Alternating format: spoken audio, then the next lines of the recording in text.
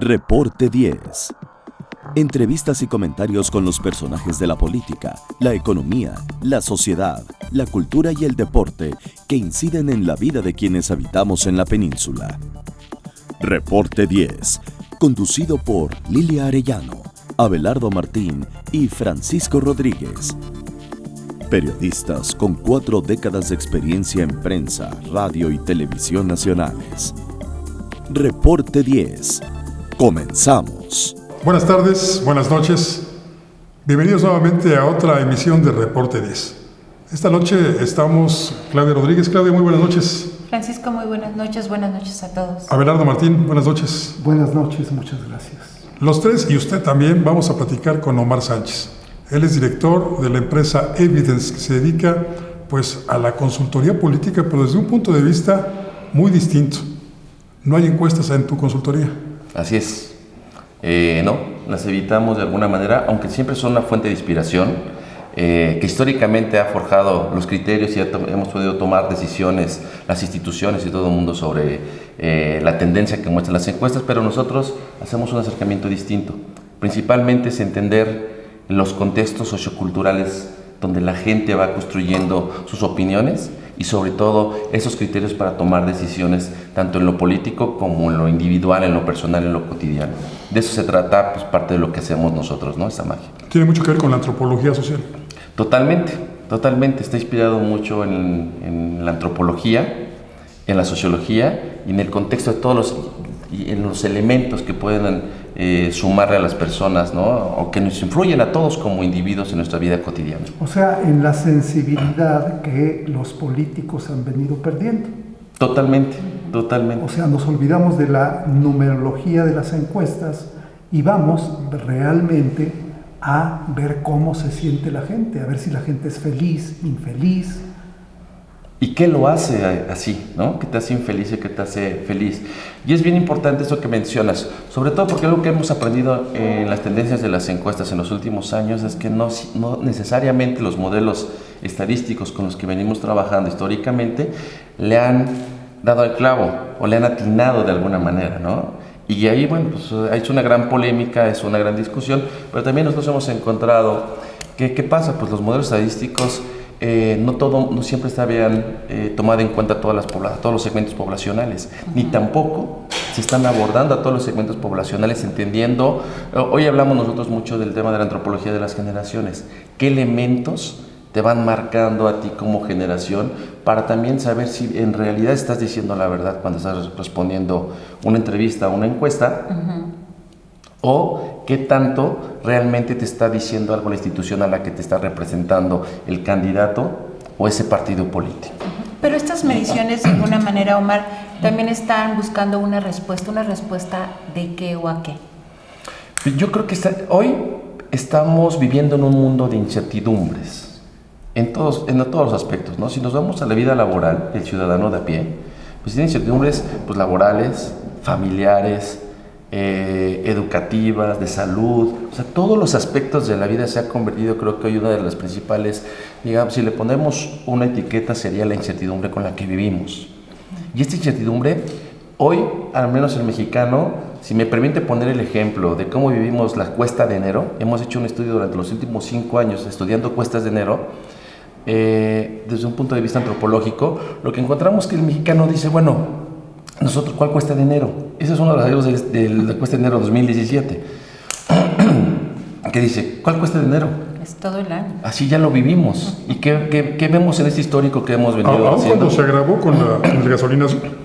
Justamente pensamos que iba a ser más grave y que iba a generar como un gran dolor, un gran enojo. Hubo un enojo, desafortunadamente, creo que fue solamente momentáneo. Y una de las hipótesis que teníamos es saber cómo llegamos a diciembre de este año con este enojo, qué tanto nos dura. Y se fue diluyendo ese enojo. Y lo que encontramos en este tema es que el mexicano dice, somos endémicos de la crisis. Ya nos vivimos, ya nos asumimos endémicos de vivir en una economía en crisis. ¿Y cómo se representa esto? Pues bueno, en que somos muy tolerantes, somos totalmente resilientes a las crisis, a los enojos, y eso es creo que donde tenemos que comprender cómo las instituciones están estirando tanto la liga, las instituciones políticas, para que este enojo no se convierta en otra cosa. Ya es ahí donde tiene, pues creo que un gran área de oportunidad esta forma de entender lo político, la política, la opinión y la postura política del ciudadano desde un punto socioantropológico. Abundando al respecto, acaban de publicar ustedes un estudio sobre el humor político del mexicano. Así es. ¿Cuál es nuestro humor? ¿Estamos muy enojados con la política o también somos tolerantes con ella? Es bien interesante porque ¿qué pasa? Principalmente encontramos que son dos grandes retos que tenemos hoy los mexicanos, ¿no? O que estamos visualizando. Uno, por un lado, entender los enojos. Por otro lado, entender la parte de mis esperanzas. Y cuando hablamos de los enojos, se convierten los enojos en preocupaciones y después estamos hablando también de tristezas. Porque no solamente hicimos un acercamiento socioantropológico, sino también fisiológico con temas de técnicas de neuromarketing. Es decir, conectamos a la gente con un aparato que te mide las respuestas fisiológicas del cuerpo y pensamos que iba a haber mucho enojo. Y lo que hay, el enojo se está convirtiendo ya en tristeza. Estamos más tristes que enojados. Omar, ¿será que el mexicano no relaciona esta tristeza y pues a veces el desabasto familiar y que no exista la comida que hay que dar para los hijos en la mesa, no lo relaciona con la política? Sí lo relaciona. El tema en este momento, por eso ese estudio del humor, porque cómo estamos en este humor político hoy, y que la hipótesis era, la gente está enojada y el enojo creo que el enojo lo trascendió. Y un dato muy interesante es que encontramos que la gente nos dice, ya espero que yo estoy contando las horas para que se acabe este sexenio. Okay. Ya ha sido el sexenio que se está percibiendo el más largo de la historia de la gente con la que nos hemos acercado. Entonces es un tema, ya me enojé, ya me frustré, ya me paré, ya me quise olvidar, ya encontré una fiesta, ya viene el Guadalupe Reyes, ya volvió otra vez el ciclo, pero no se termina, es una pesadilla que se va alargando, ¿no? Es una manera de cómo está interpretando la gente este enojo y se está convirtiendo pues ya en frustración y también mucho en una tristeza de las condiciones que está el país. Fíjense un dato bien interesante. La gente cuando queríamos entender qué pasaba con la tristeza, está anclada en un tema, en cómo, les preguntamos, ¿cómo es este México que vivimos hoy día? Si viviera algún extranjero y se los explicaras, ¿qué le dirías? Tanto qué te va a sentir orgulloso, como qué cosas no te gustan del México. Y nos dicen dos cosas. ¿Qué ha cambiado en la narrativa de cómo nos asumimos como mexicano? La primera, con la que históricamente nos hemos crecido todos, es que somos orgullosos de nuestras tradiciones, de la geografía, de la diversidad, tanto climática, cultural, gastronómica, es decir, nos asumimos como un país rico y diverso. Y eso es el principal orgullo de lo que quieras, la música, tú hablas de la diversidad, todo el mundo nos representa algo, la música, la comida, los paisajes, los climas, la geografía, la gente, ¿no? Y nos sentimos muy orgullosos del tema. Ahora ha crecido que también el mexicano nos asumimos temerosos a no convertirnos en un número más de las estadísticas de secuestros, de las estadísticas de violencia, del miedo. Entonces lo que más nos impresionaba en este estudio es que están esas dos narrativas ya dentro en un mismo nivel, pues digamos, de la bipolaridad de cómo asume el mexicano hoy día.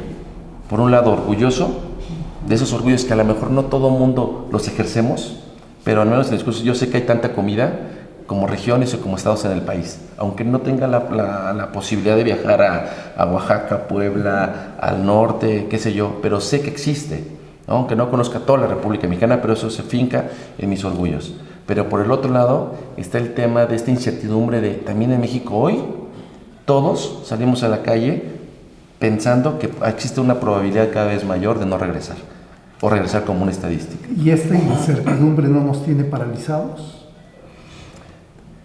Yo no sé si exactamente sea la incertidumbre la que nos tiene paralizados. Yo creo que en un tema no hay estructuras organizativas, organizacionales que canalicen estos enojos. ¿Y qué sí lo canaliza? Que esa es la otra parte interesante de entender cómo está el humor político hoy. El S-19, ¿no? El sismo de septiembre de 19 del 2017. Claro. La gente canalizó tantas cosas, tantas que no había lugar, no cabía la ciudad para que la gente pudiera dejar algo, para que canalizara esa energía, esa fuerza, esas ganas de colaborar, las ganas de irrumpir en esta forma en la que vivimos hoy, ¿no? Entonces te das cuenta que no hay una... no es solamente una inmovilización solamente por esta incertidumbre, más bien no hay espacios. Y yo creo que hoy lo que tendremos que aprender es no olvidar que ya hay muchas redes que se movilizaron y que siguen vivas y activas después del S-19. Y un espacio que fue limitado por los gobiernos, porque sobre todo los jóvenes, que tú entendemos los discriminas por diferentes segmentos, pero sobre todo los jóvenes, pues salieron a las calles, fueron los que se desbocaron, como dices tú, las redes sociales, e inmediatamente la instrucción fue regresarlos a las escuelas, estuvieran como estuvieran, ¿no? Es correcto, y además el tema es que estos jóvenes dejaron de creer en las fuentes de información oficiales. Así es. Y dijeron, no te lo creo. Y hubo movimientos que desarrollaron propias redes que validaban la información que corría. Decían, sí, es verdad, necesitamos 5 voluntarios en la esquina de tal lugar, se necesita realmente palas. Y los otros, la información es, solamente estamos centrándose en una escuela que resultó que no había... fake news. Fake news, o sea, no había... News. Y todo el mundo así lo interpretamos. Con este estudio del humor del mexicano me acabas de devolver la seguridad. Porque me sentía inseguro sobre cómo percibo yo a la sociedad, luego de leer y conocer estudios como los que periódicamente publica la UNAM, en donde habla de la felicidad del mexicano y dice que el 90% de los mexicanos somos idiotas, perdón, somos felices, ¿no? Entonces creo que este estudio es muy interesante y ojalá haya oportunidad de que lo divulguemos más para que la gente conozca, se vea en un espejo como realmente estamos, temerosos después de haber estado enojados. Y tristes.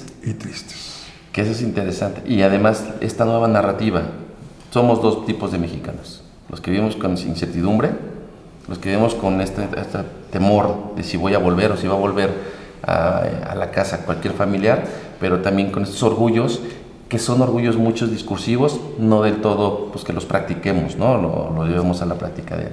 Vamos a una pequeña pausa, Omar, si nos permites. Con todo gusto. Y enseguida volvemos. En un momento regresamos a Reporte 10.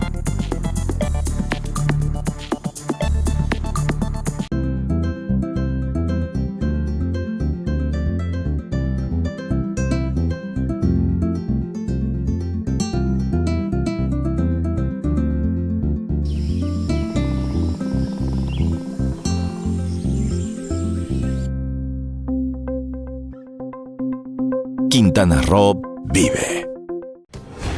Las cosas que queremos, los proyectos que empiezan, las ilusiones concretadas, necesitan una asesoría legal y una base concreta. Notaría 64. Respaldamos tus actos legalmente.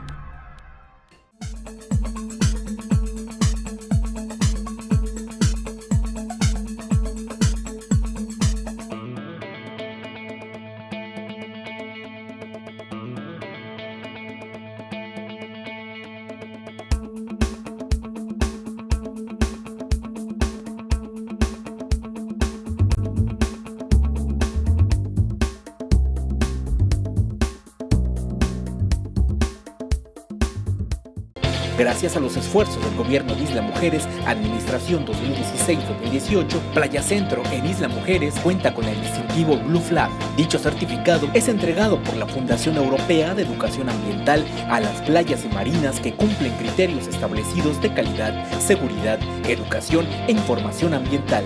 Con ello, no solamente se ha logrado mantener el distintivo Blue Flag, sino que este año será ratificado.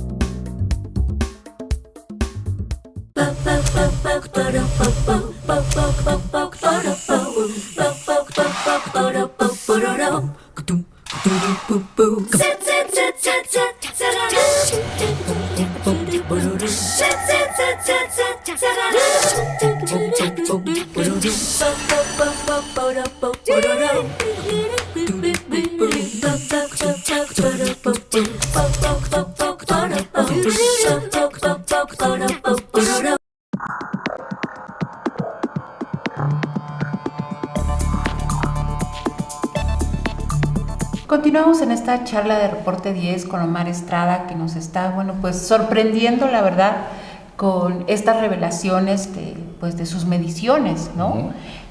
Como decía Francisco, contrastan totalmente con estas situaciones de que la mayoría de los mexicanos somos felices, cuando la verdad es que de cuando en cuando, pues nosotros mismos nos encontramos dubitativos, tristes, ¿no? De no saber qué va a pasar, no el mañana ni siquiera, sino qué nos van a venir a cobrar en la tarde, qué va a pasar en la tarde en nuestra comunidad, con un evento de inseguridad, de violencia, en las noticias, también en nuestro mismo entorno, qué está pasando.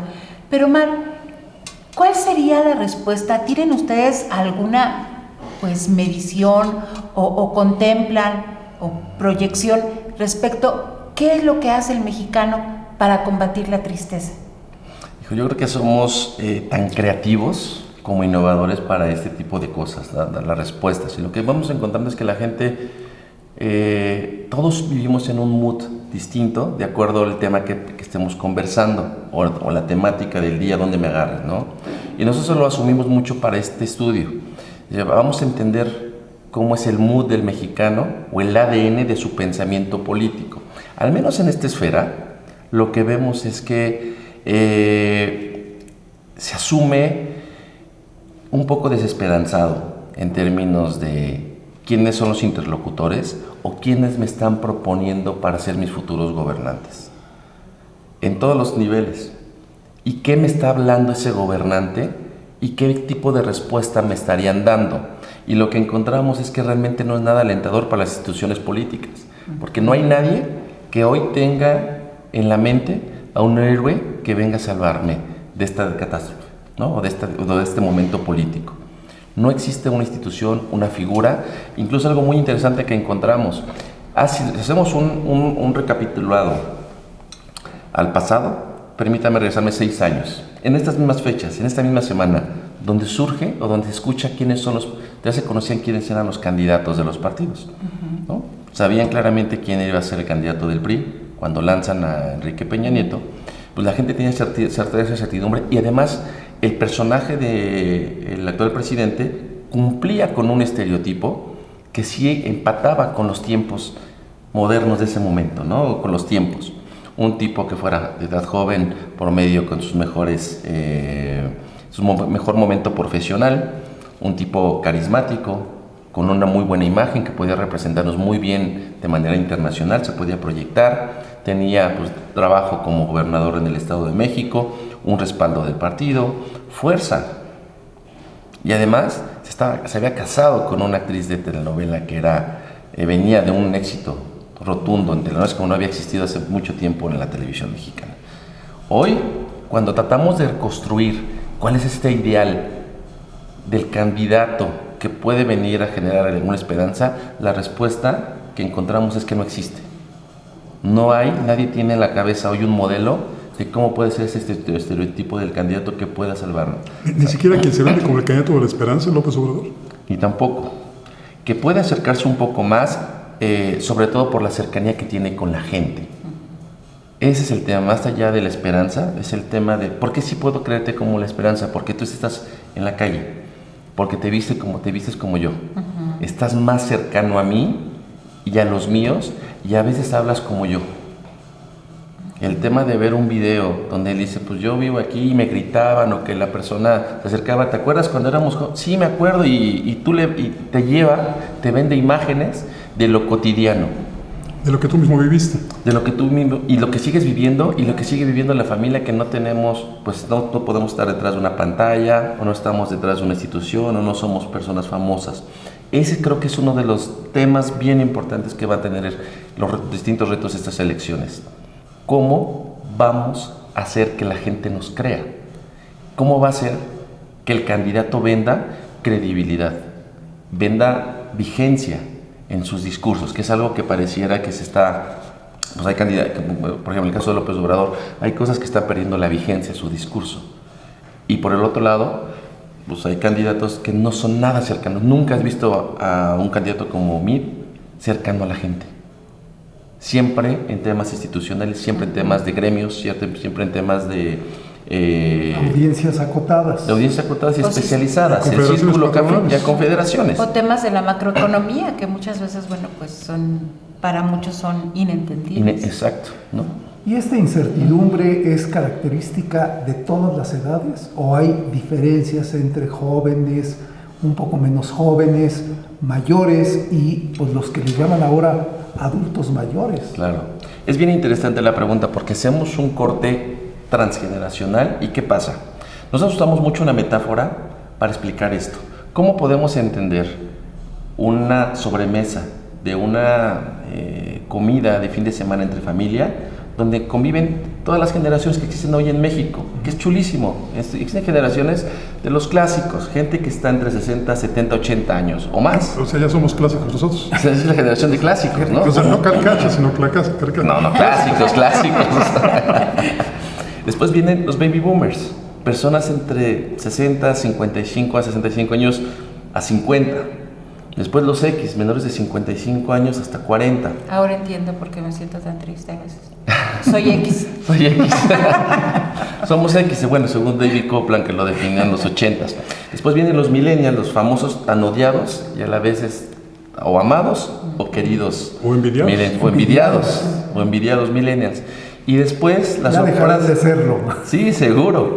Porque además ya les vienen pisando los talones la generación post-millennial, que son los centennials. En algún momento nosotros les llamamos la generación K. Y después de los K ya vienen los post-millennials o los post-post-millennials, que son los menores de 10 años, que es otra nueva generación, que hay algunos que le están denominando la generación T, ¿no? La generación táctil, la generación que ya viene más allá de incorporarnos a las nuevas tecnologías, sino todo va a ser táctil o va a ser un poco más intuitivo. Totalmente digital, o sea, con el dedo. Totalmente, ¿no? Hablábamos de los nativos digitales, que eran los postmillennials, o eso ya son los totalmente... ¿Entre qué edades y qué edades son los millennials? Porque hay quienes asumen que los millennials nacen a partir del 2000 y hasta donde yo entiendo son los centennials o generación K, ¿no? Es correcto, ellos son los centennials son los que nacen al... Por ejemplo, gente nacida en el 77 hasta por ahí del 98 es el corte generacional que nosotros asumimos para definir a los millennials. Menores de 40 y mayores de 25. Okay. Esos son los millennials. Pero es interesante porque entre millennials también hay tipos de millennials. Los millennials que son más viejos, que son más parecidos a los Ks, que ya tienen familia, ya están empezándose ya tienen decisiones de jóvenes contemporáneos, ¿no? Decía Sir Winston Churchill que todo revolucionario se vuelve conservador cuando tiene algo que conservar. Es correcto. Y entonces esta generación de millennials, como ya tiene algo que conservar, pues también se retira de la vanguardia. Así es. Y viene a las filas de los conservadores. Y algo que hemos descubierto en estos 10 años haciendo antropología de las generaciones es que, y lo venimos diciendo desde hace un año, no todo lo que es millennial es joven, ni todos los millennials son hipsters. Porque lo casualmente es que haciendo tantos estudios a nivel nacional y en la región encontramos un segmento también de agromillennials, por ejemplo. ¿Y quién había hablado de un agromillennial? Pues, y traen otro chile. Está interesante cómo entender segmentos tan específicos como estos. Y después de los millennials vienen la generación centennials o la generación K, que son chicos que están enojados con sus tíos, que están enojados con sus primos, o sea, sus tíos los X o sus papás, los primos los millennials. ¿Por qué? Y también con los abuelos, es porque ellos les hemos heredado un mundo devastado, degradado y desorganizado. O sea, y el tema que más les preocupa a esta generación tiene que ver con el medio ambiente, por ejemplo. Recordarán hace un año el caso de Tajamar, sí. el manglar y todo en Cancún. Sí. Ahí fue donde descubrimos nosotros a los centennials, porque los chicos que hicieron más ruido en temas de redes sociales fueron estos niños, estos chicos menores de 20 años, mayores de 14. Lo que más les dolía del tema es que ellos no tenían la posibilidad de conocer un manglar natural. Y que íbamos a conocer el hotel, el resort, con el all inclusive, ¿no? Pero incluso si recuerdan, había una foto de un pequeño lagarto volteado muerto, y fue la foto más famosa de Tajamar. Y lloraban niños y lloraban las niñas. Decían, ¿qué pasa? ¿Qué pasa con eso? Fue la primera pregunta, y desde ahí donde entendemos nosotros políticamente, antropológicamente, qué pasa con el humor político y social del mexicano. ¿Qué significado tienen esas lágrimas o ese ruido que se hizo en temas mediáticos y en redes sociales? Pues el tema que nos están diciendo los chicos, después profundizando, es me están heredando un mundo devastado. No se vale. Creo que también ahí, no sé si tengas alguna medición que impacta a este segmento de la población, estos jóvenes, respecto a que pues la familia ya no es la típica, ¿no? Creo que también les está impactando muchísimo, y en ese sentido también, pues yo los advierto muy enojados, ¿no? Porque no son 1, 2, 3, creo que el 70% viven estas disoluciones familiares, ¿no? Es bien interesante, porque eso lo que ocurre es que en realidad se han vuelto hipertolerantes, o más allá han sobrepasado la tolerancia, sino más en la aceptación de la diversidad en todo tipo, no solamente en la composición familiar, sino también en la diversidad de elección de preferencias sexuales. Entonces están asexuados, por ejemplo, ¿no? O sea, no hay diferencia si tú ves, bueno, prácticas que, órale, qué interesante lo que está ocurriendo entre esa generación que para nosotros no nos hace match. Y en temas familiares, a comparación, por ejemplo, este enojo es una generación peculiar, porque no solamente está enojada, es una generación enojada pero no pasiva, es una generación enojada pero activa. Ellos están queriendo hacer algo para transformar y reconstruir el mundo. Digamos que nosotros tenemos que la fórmula para entender a los centennials es, primero hay que entender el modelo de las 3D, los enojos de la devastación, la desorganización y el tema de cómo se está disolviendo el mundo, ¿no? Pero lo mejor de esta generación es una generación que ellos buscan la R, la respuesta a todo. Y entonces, ¿qué pasa con Tajamar? Pues se activan, empiezan a hacer criadero de lagartos en sus medios. Y encontramos un caso bien curioso. Los millennials le hicieron el festejo de un aniversario al bache. Un año al bache y le llevaron el pastelito. Los centennials se enojaron y dijeron, a ver, 3 niños se juntaron su dinero y llevaron cemento y taparon el bache. ¡Wow! ¡Qué buen diálogo hay entre estas dos generaciones! Y cómo te hablan perfectamente de esta postura política de entre uno y el otro. Y después cuando vemos qué pasa con el X, qué pasa con el Baby Boomers, que es el último estudio que acabamos de presentar este año, en donde el Baby Boomer nosotros le llamamos que es un segmento invisible, que está siendo no mencionado por las marcas, poco mencionado por los partidos políticos y los candidatos. Pareciera que todo aquello que no somos millennials dejamos de ser sexys y atractivos. Entonces... De alguna manera. Sí, bueno, justo, de alguna manera, pero no es para tanto. Cuando vemos la influencia que tenemos todavía, ¿quiénes son las personas que más están rentando el voto? ¿Quién más están poniendo sobre la mesa las conversaciones sobre temas políticos? Los baby boomers, porque son la generación que creció con las instituciones políticas y democráticas, al menos en el país. Es esta generación que nos generó ruptura, que nos cambió la vida, que puso sobre la mesa el tema de las libertades. Y que sigue influyendo, porque los baby boomers somos quienes, son quienes están a la frente de los medios de comunicación. Y sobre la influencia de los medios de comunicación es que te quisiera preguntar, apenas regresemos de esta breve pausa. Enseguida volvemos. En un momento regresamos a Reporte 10.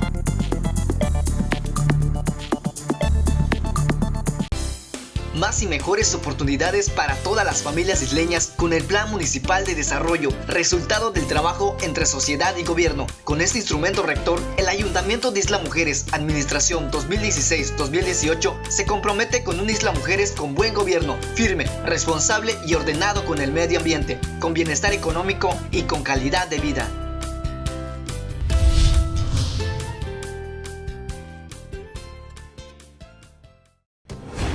Las cosas que queremos, los proyectos que empiezan, las ilusiones concretadas, necesitan una asesoría legal y una base concreta. Notaría 64. Respaldamos tus actos legalmente.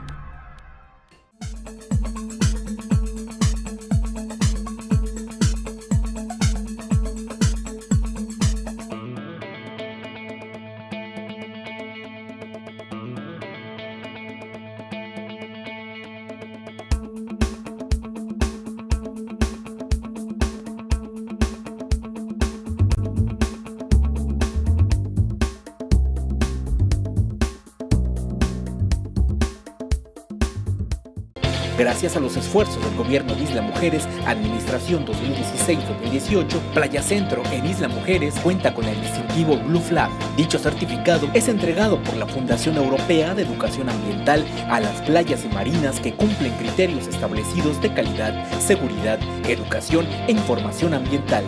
Con ello, no solamente se ha logrado mantener el distintivo Blue Flag, sino que este año será ratificado.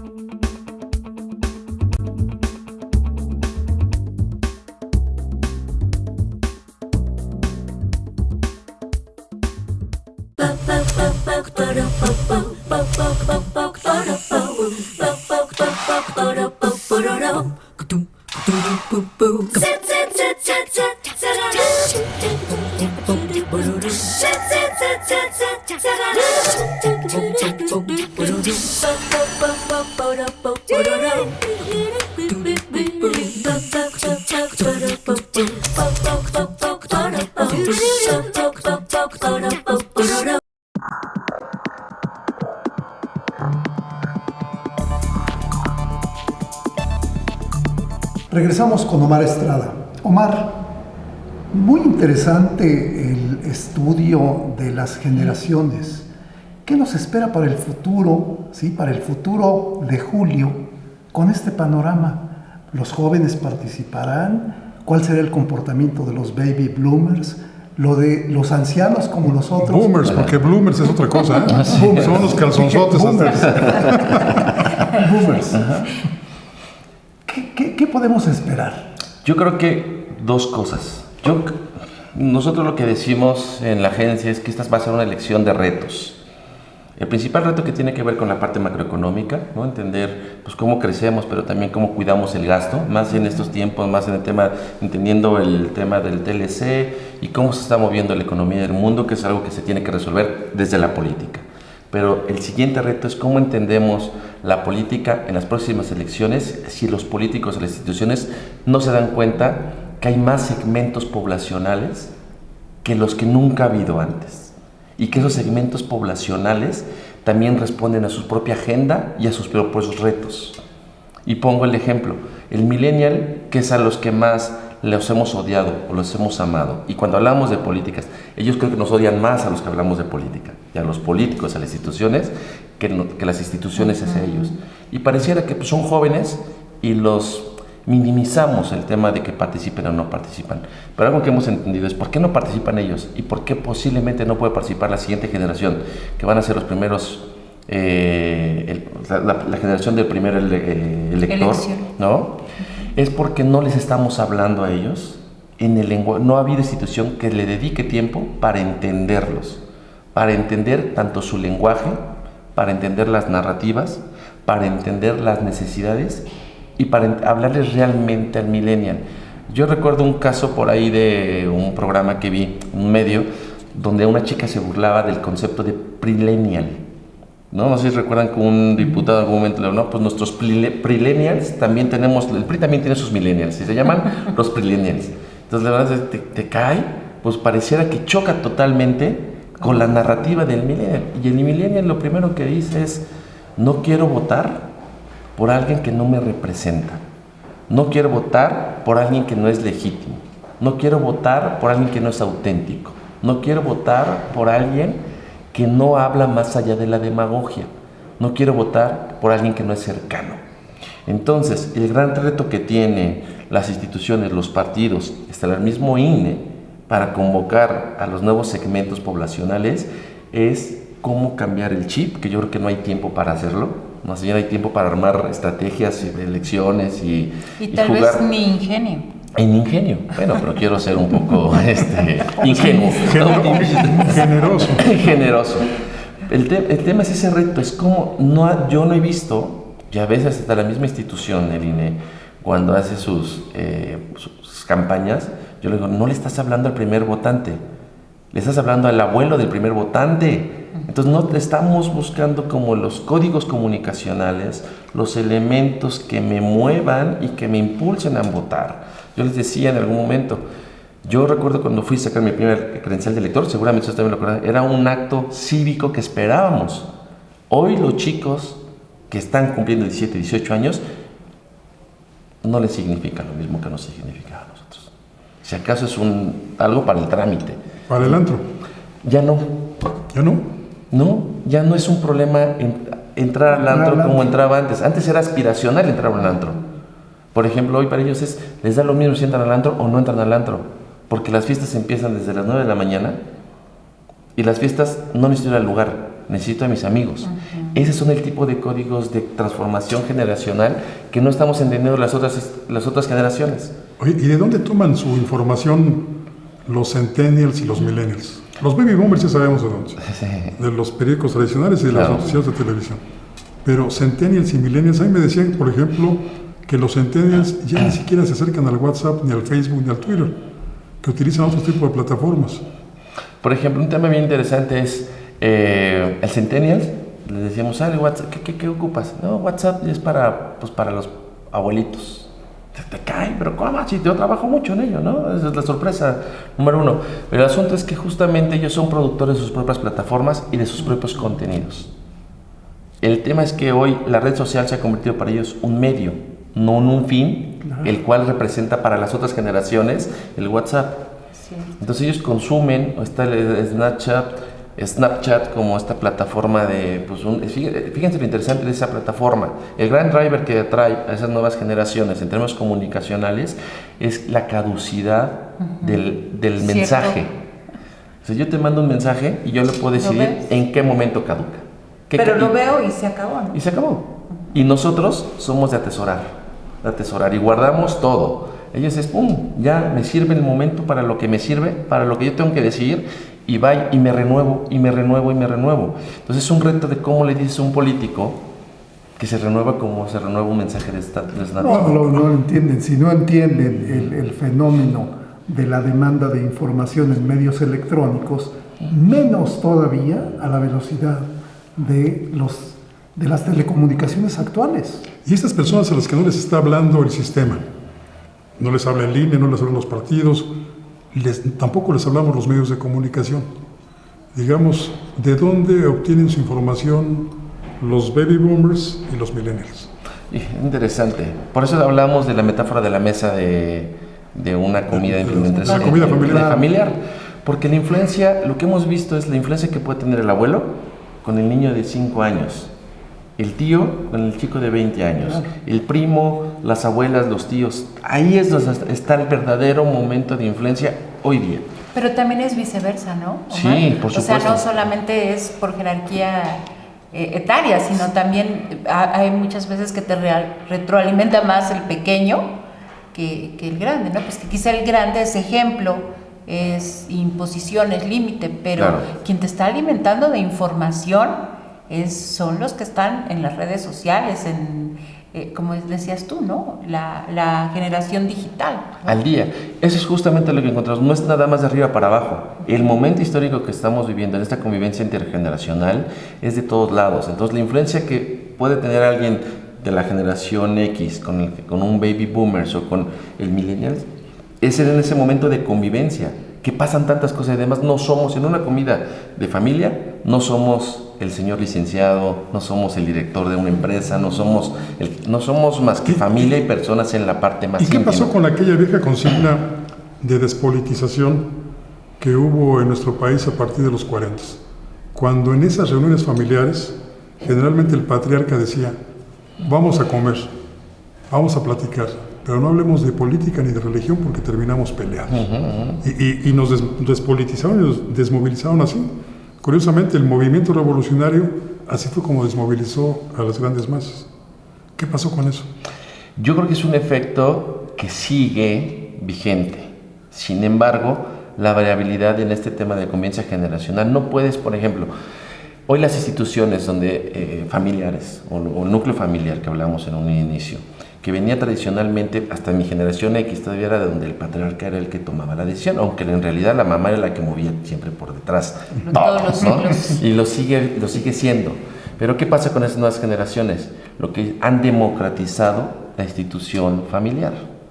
Ves que el niño de 14 años... Es el fenómeno de la tecnología, Sí. que tu nieto de 4 o 5 años te enseña cómo manejar un aparato telefónico que no es solo telefónico. Exacto. Entonces justamente en esto lo vemos qué pasa políticamente, qué hilos políticamente están moviendo en la forma de construir criterios rumbo al 2018. No estamos todos los elementos están influyendo en nuestros criterios. No es solamente una encuesta, por eso hablábamos de no la encuesta, no es solamente lo que diga el político del círculo café, o sea, la gente especializada en hablar de política, sino a fin de cuentas todos en el día cero, en el momento cero, ejercemos nuestro mood político.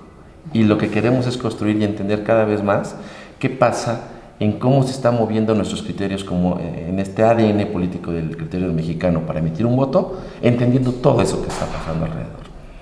No es por quién vas a votar. Pues por quién puedo votar hoy es muy hipotético en relación a qué va a pasar en el día cero. Con todo lo que pasa en el camino o lo que pasa en el mismo día cero en la casilla. Como sucede con las encuestas, son fotografías justo del momento. Del momento. Puede cambiar. Entonces, más bien lo que decimos es no queremos hacer lo que hacen las encuestas porque estamos en polémica, ¿no? Y si intentáramos utilizar verdaderamente el cambio tecnológico, tendría ya que permitirse el voto vía electrónica. Vía online. Y entonces sí tendríamos la participación de toda la sociedad. De todos los segmentos. De todos los segmentos. Sí. Pero yo creo que el INE está muy lejos de eso, ¿no? Entonces falta, no hay tiempo. Digamos, no hay tiempo, Es estamos que muy... Nunca tienen tiempo. Exacto. Llevan décadas tratando de implementar el voto de los mexicanos en el extranjero.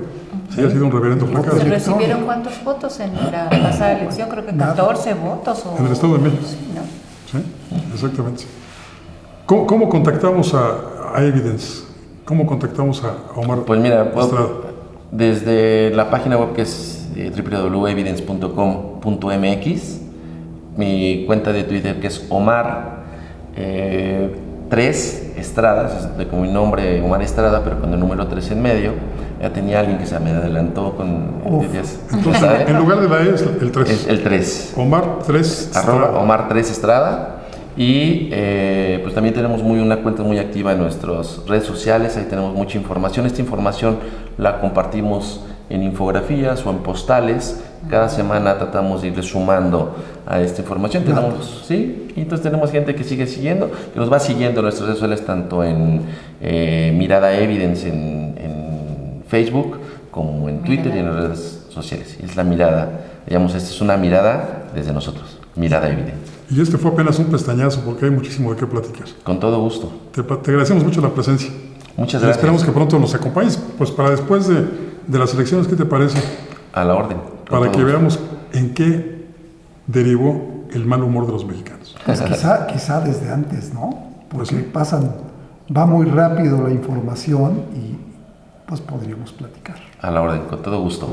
Muchísimas gracias por la invitación. Claudia Rodríguez, gracias. Al Buenas noches. contrario, Francisco, muchas gracias. Gracias a todos. Abelardo Martín, como siempre, un Muchas placer. gracias. Gracias, buenas noches. Y gracias a usted que nos acompañó. Lo invito para que la próxima semana también nos sintonice en este mismo lugar, mismo horario. Mientras tanto, le deseo, como siempre, buenas gracias y muchas noches. Ahora tiene usted a la mano más herramientas informativas para que emita su propia opinión. Comuníquese con nosotros, aporte sus comentarios y sugerencias a los correos y redes sociales que aparecen en su pantalla. Mientras, le invitamos a sintonizar Reporte 10 la próxima semana, a la misma hora, por esta señal que siempre va contigo.